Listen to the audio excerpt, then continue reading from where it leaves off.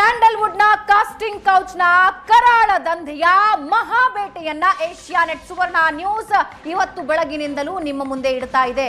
6 ತಿಂಗಳ ನಮ್ಮ sting operation ರಹಸ್ಯ ಕಾರ್ಯಾಚರಣೆಯಲ್ಲಿ ಕೆಲಸ ಕೇಳಿಕೊಂಡು ಅವಕಾಶ ಕೇಳಿಕೊಂಡು ಬರೋ ಹೆಣ್ಣು ಮಕ್ಕಳನ್ನ ಯಾವ ರೀತಿ ದಂಧೆಗೆ ತಳ್ಳಲಾಗುತ್ತೆ ಅನ್ನೋದರ ಅಪ್ ಟು ಡೇಟ್ ಮಾಹಿತಿಯನ್ನ ನಾವು ನಿಮಗೆ ಕೊಟ್ವಿ. 6 ತಿಂಗಳ ಕಾಲ ನಮ್ಮ ತಂಡ ಇವರ ಹಿಂದೆ ಬಿದ್ದಿದೆ.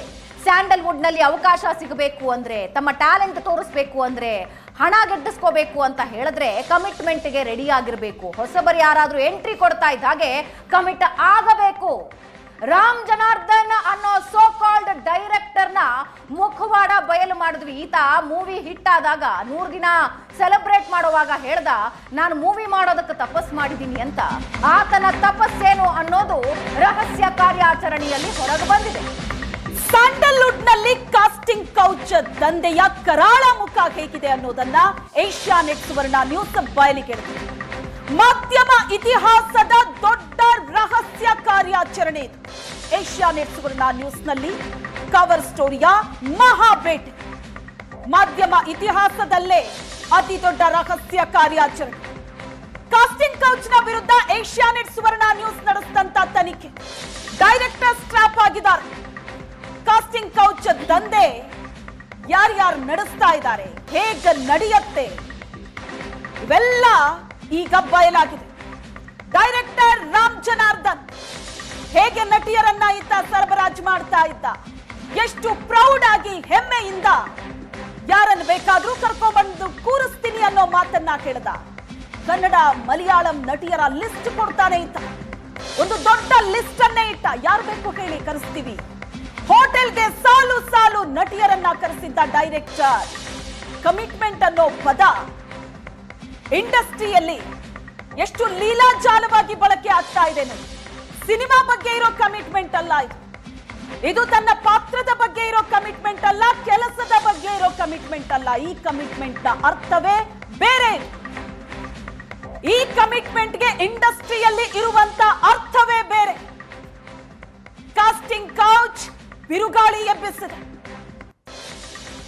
ಏಷ್ಯಾನೆಟ್ ಸುವರ್ಣ ನ್ಯೂಸ್ ಸಾಕ್ಷಿ ಸಮೇತ ಇದನ್ನ ಬಯಲಿಗೆಳೆದಿದೆ. ನಟಿಯರು ಎಷ್ಟು ಲೀಲಾಜಾಲವಾಗಿ ಕೂತು ಇದರ ಬಗ್ಗೆ ಮಾತಾಡ್ತಾರೆ ಅನ್ನೋದರ ಮೊದಲ ಭಾಗ ಬೆಳಗ್ಗೆ ನೋಡಿದಿರಿ. ಅದರಲ್ಲಿ ಒಬ್ಬ ನಟಿ ಹೇಳ್ಕೊಳ್ತಾರೆ, ಕಮಿಟ್ಮೆಂಟ್ಗೆ ನಾನು ಒಪ್ಪಿಲ್ಲ, ನನಗೆ 1-2 ವರ್ಷ ಕೆಲಸನೇ ಸಿಕ್ಕಿಲ್ಲ, ಎಲ್ಲಿ ಹೋದ್ರೂ ಕಮಿಟ್ಮೆಂಟ್ ಅಂತಾರೆ. ಅದೇ ಕಾರಣಕ್ಕೆ ನಾನು ಕಮಿಟ್ಮೆಂಟ್ ಒಪ್ಕೊಂಡೆ. ಕಮಿಟ್ಮೆಂಟ್ ಒಪ್ಪದ ಮೇಲೆ ನನಗೆ ಅವಕಾಶಗಳು ಸಿಗ್ತಾ ಇವೆ, ಸಿನಿಮಾ ಸೀರಿಯಲ್ಗಳಲ್ಲಿ ಅವಕಾಶ ಸಿಗ್ತಾ ಇದೆ ಅಂತ ಆ ನಟಿ ತನ್ನ ಅನಿವಾರ್ಯತೆಯನ್ನ ಹೇಳ್ಕೊಳ್ತಾಳೆ. ಸಿನಿಮಾ ಇಂಡಸ್ಟ್ರಿಯಲ್ಲಿ ಈಗ ವಾದ ಪ್ರತಿವಾದಗಳು ಶುರುವಾಗಿವೆ ನಿಜ. ಆ ಹೆಣ್ಮಕ್ಳು ಯಾಕೆ ಒಪ್ಕೊಳ್ಬೇಕು ಅಂತ ಕೇಳಿದವರಿದ್ದಾರೆ ನಿಜ. ಸರ್, ಸಿನಿಮಾದಲ್ಲಿ ಬೆಳಿಬೇಕು, ನಟಿಯಾಗಬೇಕು, ನಟನೆ ಮಾಡಬೇಕು ಅಂತ ಇಂಡಸ್ಟ್ರಿಗೆ ಬರ್ತಾರೆ. ಬಂದಾಗ ನೀನು ಕಮಿಟ್ಮೆಂಟ್ ಒಪ್ಪಿಲ್ಲ ಅಂದ್ರೆ ನಿನಗೆ ಅವಕಾಶ ಇಲ್ಲ ಅಂತ ಹೇಳಿದಾಗ ಅಂತಹ ಒಂದು ಆಫರ್ ಅನ್ನ ಅವರು ತೆಗಿತಾರೆ, 2ನೇ ಆಫರ್ ಅನ್ನ ರಿಜೆಕ್ಟ್ ಮಾಡ್ತಾರೆ, 3ನೇ ಆಫರ್ ಅನ್ನ ರಿಜೆಕ್ಟ್ ಮಾಡ್ತಾರೆ. ಅಂತಿಮವಾಗಿ ಇವರ ಒತ್ತಡ ಹೇಗಿರುತ್ತೆ ಅಂದ್ರೆ, ನೀನು ನಟಿ ಆಗಬೇಕು ಅಂದ್ರೆ ಕಮಿಟ್ಮೆಂಟ್ ಒಪ್ಕೊಳ್ಬೇಕು, ತಳ್ತಾರೆ ಅಲ್ಲಿಗೆ. ಸ್ಯಾಂಡಲ್ವುಡ್ ಕಾಸ್ಟಿಂಗ್ ಕೌಚ್ ನ ಭಾಗ 1 ನೋಡಿದ್ರಿ ನೀವು. ಬೆಳಿಗ್ಗೆ 8 ಗಂಟೆಯಿಂದ ಏಷ್ಯಾನೆಟ್ ಸುವರ್ಣ ನ್ಯೂಸ್ ನಲ್ಲಿ ನಿರಂತರವಾಗಿ ಸುದ್ದಿಯನ್ನ ಪ್ರಸಾರ ಮಾಡಿದ್ವಿ. ಭಾಗ 1 ನೋಡಿದ್ರಿ. ಈಗ ಭಾಗ 2 ಇದೆ. ಸ್ಯಾಂಡಲ್ವುಡ್ ನಲ್ಲಿ ಕಾಸ್ಟಿಂಗ್ ಕೌಚ್ ಹೇಗೆ ನಡೆಯುತ್ತೆ, ಯಾವ ಡೈರೆಕ್ಟರ್ಸ್ ಏನೇನು ಮಾತಾಡಿದ್ದಾರೆ, ಮುಖವಾಡಗಳು, ಕೆಲ ಡೈರೆಕ್ಟರ್ಗಳ ಮುಖವಾಡ ಕಳಚಿದೀವಿ, ಈಗ ಇನ್ನೂ ಇದ್ದಾರೆ ಲಿಸ್ಟ್ ಅಲ್ಲಿ. ಒಬ್ಬ ಡೈರೆಕ್ಟರ್ ಮುಖವಾಡ ಈಗಾಗಲೇ ಕಳಚಿ ಬಿದ್ದಿದೆ. ಆತ ಏನೇನು ಮಾತಾಡ್ದ, ಯಾವ ತರ ನಟಿಮಣಿಯರ ಲಿಸ್ಟ್ ಕೊಟ್ಟ ಅಂತ. ಸ್ಯಾಂಡಲ್ವುಡ್ ಕಾಸ್ಟಿಂಗ್ ಕೌಚ್ ಕಹಾನಿ ಭಾಗ 2 ಈಗ 2 ಗಂಟೆಯಿಂದ. ಈಗ ಇನ್ನೊಬ್ಬ ಡೈರೆಕ್ಟರ್ ನ ಮುಖವಾಡ ಬಯಲಾಗುತ್ತೆ. ಡೈರೆಕ್ಟರ್ ರಾಮ್ ಜನಾರ್ದನ್ ಕರ್ಕೊಂಡು ಬಂದು ಕೂರಿಸಿದ್ದು 5 ನಟಿಯರನ್ನ. 5 ನಟಿಯರನ್ನ ಈತ ಕರ್ಕೊಂಡು ಬಂದು ಕೂರಿಸ್ತಾ. ಆ ಪೈಕಿ ಒಬ್ಬ ನಟಿ ಕೊಟ್ಟದ್ದು ಇನ್ನೊಬ್ಬ ಡೈರೆಕ್ಟರ್ ನ ನಂಬರ್. ಇವನು ಸಿನಿಮಾಗಳನ್ನ ಡೈರೆಕ್ಟ್ ಮಾಡಿದ್ದೀನಿ ಅಂತ ಎದೆ ತಟ್ಕೊಂಡು ಹೇಳ್ತಾನೆ. ರಕ್ತ ಕಣ್ಣೀರು ಸಿನಿಮಾದಲ್ಲಿ ಅಸಿಸ್ಟೆಂಟ್ ಡೈರೆಕ್ಟರ್ ಆಗಿದ್ದೆ ನಾನು ಅಂತ ಎದೆ ತಟ್ಕೊಂಡು ಹೇಳ್ತಾನೆ. ಭಗೀರಥ ಸಿನಿಮಾ ಮಾಡಿದ್ದೆ, ರಾಮನಗರ ಸಿನಿಮಾ ಮಾಡಿದ್ದೆ ಅಂತಾನೆ. 5 ಜನರ ಹೀರೋಯಿನ್ಗಳನ್ನ ಸಾಲು ಸಾಲು ಕರ್ಕೊಂಡು ಬರ್ತಾನೆ, ಒನ್ ಬೈ ಒನ್. ಒಬ್ಬ ನಟಿ ಕಮಿಟ್ಮೆಂಟ್ಗೆ ಹಿಂದೂ ಮುಂದೆ ನೋಡಿದಾಗ ಎರಡನೇ ಸಲ ಮೀಟಿಂಗ್ನಲ್ಲಿ ಅದು ಏನು ಹೇಳಿದ್ನೋ ಆ ಪರಮಾತ್ಮ, ಆ ಹುಡುಗಿ ಮೊದಲಿಗೆ ಬಂದ ರೀತಿಯೇ ಅಲ್ಲ, ಅವಳೇ ಅಲ್ವಾ ಅಂತ ಅನ್ಸುತ್ತೆ. ರಿವೀಲಿಂಗ್ ಬಟ್ಟೆ ಹಾಕೊಂಡು ಓಪನ್ ಆಗಿ ಕೂತು ಮಾತಾಡ್ತಾಳೆ, ಕಮಿಟ್ಮೆಂಟ್ಗೆ ಇಷ್ಟು, ಕೆಲಸಕ್ಕೆ ಇಷ್ಟು ಅಂತ. ಕಮಿಟ್ಮೆಂಟ್ ಅಂದ್ರೆ ಬದ್ಧತೆ ಅಲ್ಲ, ಇಲ್ಲಿ ಮಂಚಕ್ಕೆ ಇರೋ ಕಮಿಟ್ಮೆಂಟ್. ಈಗ ಮತ್ತೊಬ್ಬ ಡೈರೆಕ್ಟರ್ನ ಮುಖ ಬಣ್ಣ ಬಯಲು ಮಾಡ್ತಾ ಇದ್ದೀವಿ, ಮುಖಕ್ಕೆ ಹಚ್ಕೊಂಡಿರೋ ಬಣ್ಣನ ತೊಳಿತಾ ಇದ್ದೀವಿ. ಈತ ಕಥೆ ಹೇಳ್ತಾನೆ, ಕಮಿಟ್ಮೆಂಟ್ಗೆ ಲಿಸ್ಟ್ ಕೊಡ್ತಾನೆ, ಯಾರ್ಯಾರು ಕಮಿಟ್ಮೆಂಟ್ ಇದ್ದಾರೆ ಅಂತ. ಜೊತೆಗೆ ಲಿಸ್ಟಿನ ಜೊತೆಗೆ ಮತ್ತೊಂದು ಮೀಟಿಂಗ್ ನಲ್ಲಿ ಆತ ಕರ್ಕೊಂಡು ಬರ್ತಾನೆ. ಹಾಗಾದ್ರೆ ಯಾರ ಡೈರೆಕ್ಟರ್, ಯಾರಾತ?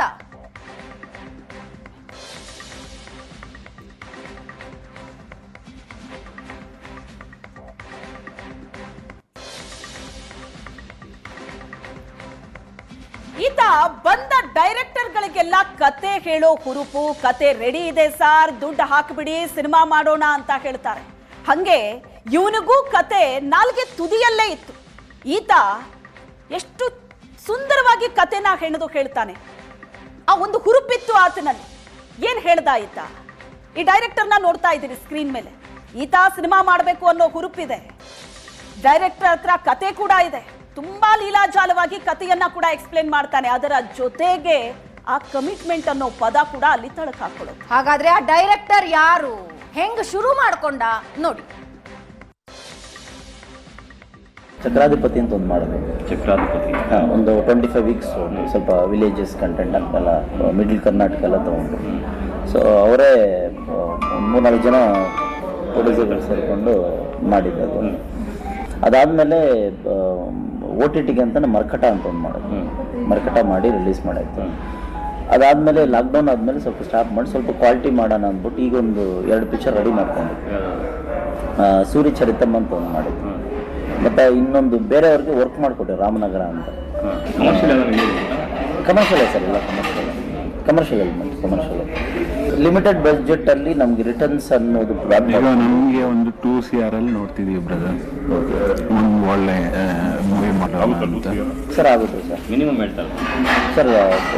ಒಂದು 10 ಲಕ್ಷ 20 ಲಕ್ಷ ಹೆಚ್ಚು ಕಮ್ಮಿ ಅದು ಪರವಾಗಿಲ್ಲ. 2 ಒಳಗಡೆ ಮಾಡ್ಬೋದು ಸರ್. ಒಪ್ಕೊಂಡಿದ್ದಾರೆ ಸರ್, ಒಪ್ಕೊಂಡು 2 ಕಥೆನ ಹೇಳಿದ್ದೀನಿ ಮೇಡಮ್. ಕೆಡದಾಗ ಅಂದರೆ ಒಂದು 40 ಲಕ್ಷ ರೂಪಾಯಿ ಟಿಕೆಟ್ಸ್ ಆಗುತ್ತೆ ಸರ್. ಹಿಂದಿ ರೈಟ್ಸ್ 25 ಸಿಗುತ್ತೆ ಸರ್. 25 ಸಿಗುತ್ತೆ, ಸ್ವಲ್ಪ ಮಾಸು ಫೈಟ್ ಎಲ್ಲ ಇಡ್ತಾ ಇದೆ, ಒಂದು 25 ಸಿಗುತ್ತೆ ಸರ್.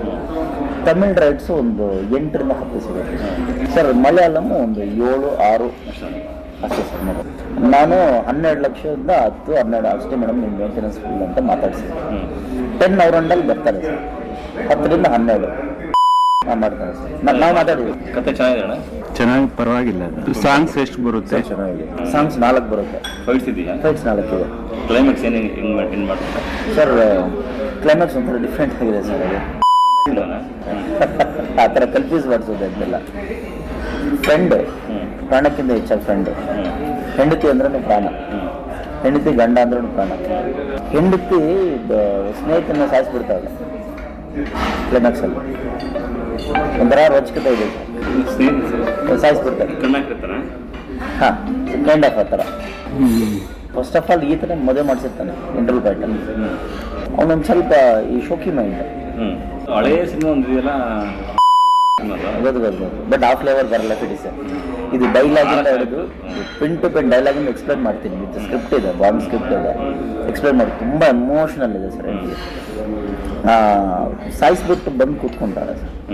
ಕೂತ್ಕೊಂಡು ಇನ್ನೇನು ಹಿಂಗೆ ಆಗೋಯ್ತು, ಮತ್ತು ಗಂಡನ ಗೊತ್ತಾಗಬಾರ್ದು, ಅದು ಈ ಥರ ತಪ್ಪು ನಡೆದಿರೋದು ಗೊತ್ತಾಗಬಾರ್ದು, ಗೊತ್ತಿಲ್ಲದ ಆಗೋಯ್ತು, ಏನು ಮಾಡಬೇಕು ಒದ್ಲಾಡ್ತಿದ್ರೆ ಗಂಡ ಬಂದು ಸಮಾಧಾನ ಮಾಡ್ತಾನೆ. ತಲೆ ಕೆಡಿಸ್ಕೊಬೇಡ, ನೀನು ಸಾಯಿಸೋರಿಗೆ ಸರಿಯಾಗಿ ಇದೆ, ಪಟ್ಟಂತ ನೋಡ್ತಾರೆ, ಕಣ್ಣು ನೋಡ್ಕೊಂಡು ಸಮಾಧಾನ ಮಾಡಿರ್ತಾನೆ. ಕಟ್ ಮಾಡಿದ್ರೆ ಅವ್ನಿಗೆ ಹಿಂಗೆ ಗೊತ್ತಾಯ್ತು ಅನ್ನೋದು ಒಂದು ಫ್ಲಾಶ್ ಬ್ಯಾಕ್ ಹೇಳ್ತಾನೆ ಸರ್. ಅವ್ನು ಹೇಳಿರ್ತಾನೆ, ನಿನ್ನ ಮಿಡ್ನೈಟ್ 12 ಗಂಟೆ ಬರಲೇಬೇಕು ಅಂತ. ಫ್ರೆಂಡು ಹೆಂಡತಿ ಅಂದ್ರೆ ಯಾವ ಥರ ಇರಬೇಕು, ಅದು ಇದೆಲ್ಲ ಹಳೆ ಕಥೆಗಳ ಸ್ಟೋರಿ ಎಲ್ಲ ಹೇಳ್ಬೇಡ ನನಗೆ ಬೇಕಿಗೆ ಅಷ್ಟೇ. ಈ ಡೈರೆಕ್ಟರ್ ಎಷ್ಟು ಸುಂದರವಾಗಿ ಕಥೆ ಹೇಳೋದಕ್ಕೆ ಶುರು ಮಾಡಿದ್ರು ಅನ್ನೋದನ್ನ ನಾವು ನಿಮ್ಮ ಮುಂದೆ ಈಗ ಇಟ್ವಿ. ಈ ವ್ಯಕ್ತಿ ಮುಂದೆ ಕೂಡ ನಮ್ಮ ತಂಡ ನಾವು ಈ ಹಿಂದಿನ ಡೈರೆಕ್ಟರ್ಗೆ ಏನು ಕಥೆ ಹೇಳಿದ್ವೋ ಅದೇ ಕಥೆಯನ್ನ ಕಂಟಿನ್ಯೂ ಮಾಡಿದ್ವಿ.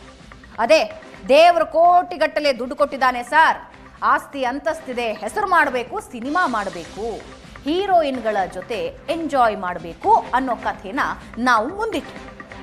ಆಗ ಥಟ್ಟಂತ ಈ ವ್ಯಕ್ತಿ ಒಪ್ಕೊಂಡ್ಬಿಟ್ಟ. ಹೇಗಿತ್ತು ಆ ಸನ್ನಿವೇಶ? ವಿಜಯರಾಜ್ ಒಪ್ಕೊಂಡಿದ್ದು ಯಾವ ನೋಡಿ. ಸ್ಯಾಂಡಲ್ವುಡ್ ಎಲ್ಲ ಕಮಿಟ್ಮೆಂಟ್ ಇರ್ತಾರ ಸರ್. ಕೆಲವರು ಒಪ್ಪಲ್ಲ, ಕೆಲವರು ಒಪ್ತಾರೆ ಸರ್. ಯಾರು ಇರ್ತಾರೆ? ಕೆಲವರು ಇದ್ದಾರೆ, ಮತ್ತು ಹೊಸಬ್ರು ಅಪ್ಕಮಿಂಗ್ ಆ ಥರ ಹೋಗ್ತಾರೆ. ಸ್ವಲ್ಪ ಬ್ರ್ಯಾಂಡ್ ಆಗಿರೋರು ಕಂಪ್ಲೀಟ್ ಝೀರೋ. ಹೌದಾ? Complete zero. ಅದಕ್ಕೆ ಫೇಮಸ್ ಇರೋರ್ನ ಒಪ್ಕೊಳ್ಳೋ ಕಮಿಟ್ಮೆಂಟ್.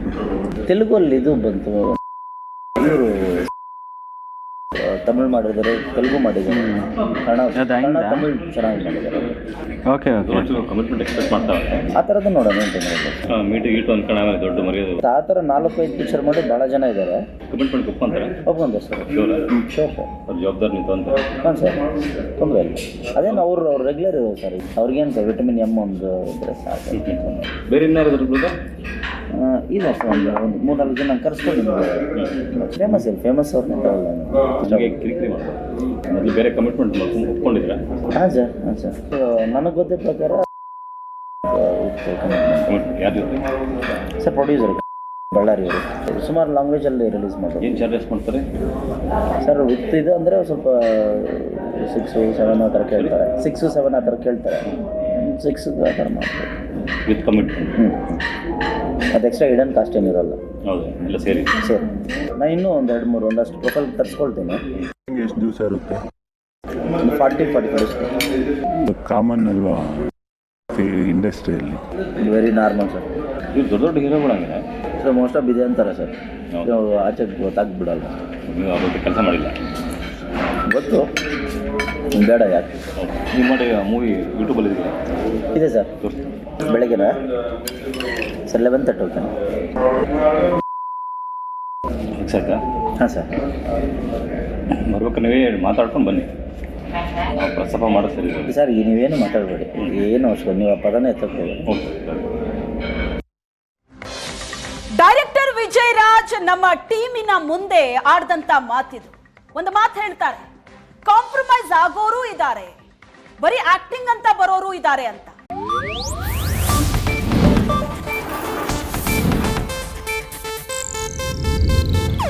ಇದು ಏಷ್ಯಾನೆಟ್ ನ್ಯೂಸ್ ನೆಟ್ವರ್ಕ್ ಪ್ರಸ್ತುತಿ.